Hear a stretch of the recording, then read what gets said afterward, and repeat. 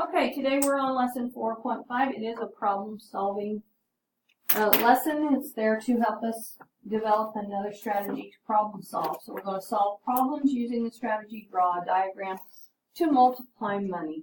And our essential question is, how can the strategy draw a diagram help you solve a decimal multiplication problem? So a group of friends go to a local fair. Jason spends $3.75. Maya spends 3 times as much as Jason. Tia spends $5.25 more than Maya. How much does Tia spend? First of all, what do we need to find? What's our question? How much does Tia spend? How much does Tia spend? So what do you need to find? The amount of money Tia spent at the fair. What information do I need to use? I need to use the amount of money spent by who? Who do we know? Jason. Jason, to find the amount spent by Maya, so I can find the amount spent by Tia. How will I use this information? I can draw a diagram. And what's my diagram going to show me? The amount Jason and Maya spend to find the amount spent by Tia. So we're going to have to do some solving of Maya before we get to Tia. Okay, so we're back to our friends going to the fair, and it says Jason spends $3.75. Maya spends 3 times as much as Jason, and Tia spends $5.25 more than Maya. How much does Tia spend? The amount of money Maya and Tia spend depends on the amount Jason spends. Draw a diagram to compare the amounts without calculating. Then use the diagram to find the amount of each person spends. So here we go. It tells us in our problem that Jason spends $3.75.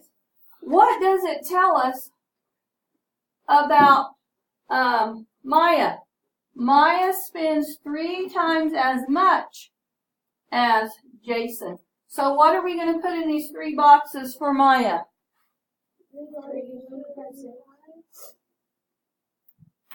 And since it's 3 times as much, we're going to put it in there 3 times. So you should have written that. $3.75 3 times. Okay, now what does it tell us about Tia? It says Tia spends $5.25 more than Maya.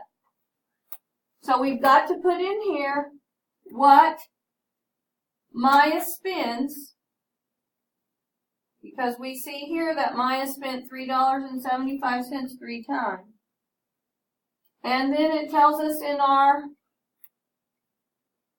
problem that Tia spends $5.25 more than that. So now over here we know that Jason spent $3.75, and we know Maya spent 3 times $3.75. So if we do our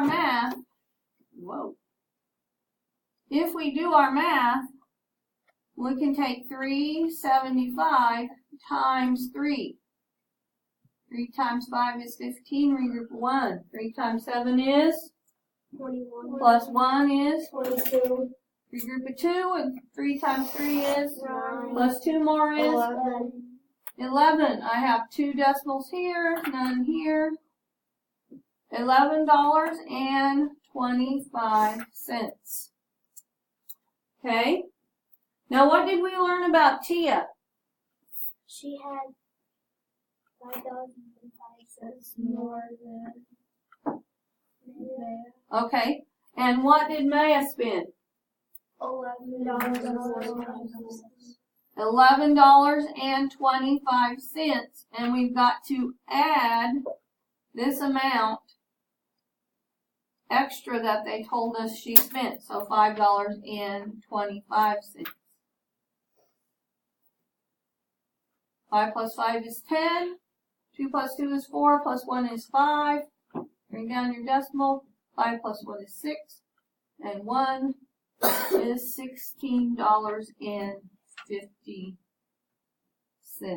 So Tia spent $16.50 at the fair. Now that's at the very bottom of the page, under the box. This part here where it says so Tia spent. Okay, I had a question about where to place my decimal point. If we're adding or subtracting, what happens to our decimal point? It comes straight down. And we make sure we have it lined up, right? When we write our number. If we're multiplying, we do all our math and then we count the number of decimal places in both our numbers and work from the right over for that many decimal places. All right, we've moved on to page 178. This has a lot of writing in it. Julie's savings account has a balance of $57.85 in January. By March, her balance is 4 times as much as her January balance.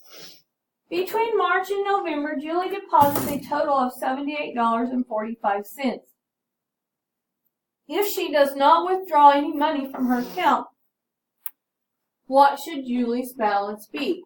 So she starts in January with $57.85. By March, her balance is 4 times that. And then from March to November, she deposits another $78.45. And she doesn't take any money out. So are we going to be adding, subtracting, multiplying what? We're going to add and we're going to Subtract. Nope, because she doesn't multiply. She doesn't take any money out, so we're not going to multiply. Okay, so what do we need to find? What's our question? Julie's balance in November. Okay, so on what I need to find, you should have I need to find Julie's bank account balance in November. What information do I need to use? What do we need to use here? We need to know what her balance was in January. What I know about her bank account in March. And her deposits March through November to find her November bank account balance. So let's put that into sentences. So in words, I need to use the balance of Julie's bank account in January and what I know about her bank account in March to find November's balance. Now we're going to talk about how will I use this information. Okay, what's our strategy today? We can draw a diagram to show the balance in January and then use it to show the balance in March and November. So in words, I can draw a diagram to show the balance in January and then use it to show the balance in March and November. Okay, this is the workspace on page 178. It says use the information to solve the problem. I'm going to go ahead and move this up here so we can see it again.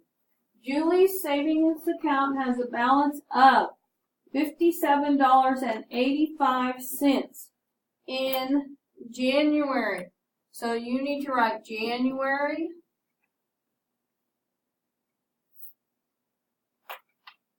or Jan.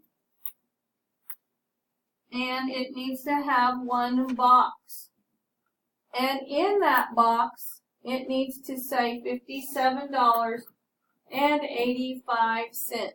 Okay, so we've represented January with its abbreviation, and we have one box that is $57.85. What do we know about in March? By March, her balance is 4 times as much as January balance. So what are we gonna put next in our line here? March.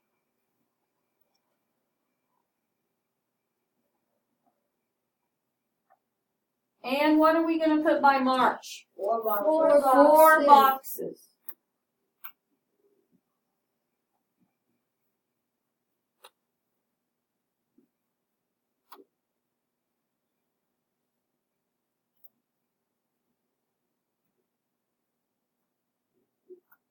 Okay, so since we know that in March, her balance was 4 times as much as January, we draw 4 boxes and we put $57.85 in each of those boxes. So what's our next representation? What do we know about between March and November? Julie deposits $78.45. So what are we going to put here for November? How many boxes are we going to draw? 5 boxes. Okay, so now on this one we have to put 5 boxes because we have to include all of our $57.85 and we have to write her total deposits in. So let's do that. $57.85 in the first 4 boxes. Okay, so now I have my $57.85 in 4 of my boxes, and that represents March. And we still need to add this $78.45. So that is what is going to go in our last box, $78.45. Now, so Julie's savings account balance will be, what will it be in November? How are we going to solve this? What can we do with this? We can multiply $57.85 times what? 4. Okay? Let's stop because we're running short of time. 5 times 4 is 20, right? 4 times 8 is 32, plus 2 is 34, we group the 3. Okay, since we were running short of time, I stopped the recording. So we did our multiplication, we got 23140. Now, we're talking about our decimals, so we have 2 decimals in this number and no decimals in this number. Since we're multiplying, remember we add the number of decimal places in both numbers. So we would go in from the right. And this would make us have $231.40. Now what do we have to do with that? We still have to take care of this, right? What are we going to do with this? Add it. Okay, I'm going to go ahead and stop my recording again. Alright, so I took my product that I got when I multiplied $57.85 by 4. I got $231.40. I added her deposit of $78.45 to get a sum of $309.85. So Julie will have $309.85 by the end of November if she does not spend any money. Okay, and at the bottom of page 178, it says, how does the diagram help you determine if your answer is reasonable? The diagram shows a representation of each money amount. So it showed our January, March, and November, which helps me to see the relative size of the answer.